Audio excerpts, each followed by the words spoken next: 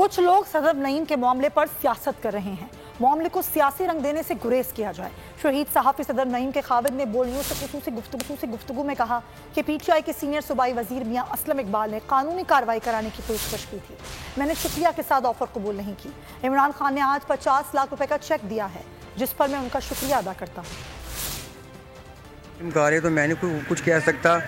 हालांकि असलम इकबाल साहब मेरे साथ थे वहाँ कामों की में, उन्होंने मुझे खुद कहा है कि अगर कोई कानूनी कार्रवाई करनी तो मुझे बताए, मैं आजी साहब को कह देता हूँ। मैंने कहा मैंने कोई कानूनी कार्रवाई नहीं करनी। फिर उन्होंने मुझे असलम इकबाल साहब ने कहा पोस्टमार्टम करवाना है, वो करवा दें। मैं कहा मैंने वो भी नहीं करवाना। मैं बिल्कुल मुतमईन हूँ क्योंकि वो अपनी जॉब पर शहीद हुई है। मैं तो शहीद ही कहूँगा। कानूनी कार्रवाई हमने किस पर करनी है, क्योंकि वो तो अपने जॉब पर गई थी ना। उसकी ना किसी की दुश्मनी थी, ना ही वो ऐसी थी कि किसी से लड़े। जो भी हुआ बस एक हादसा हुआ है। ये वो आए हैं, बस उन्होंने क्या कहते हैं वो ताज़ियत की है और 50 लाख का चेक दे।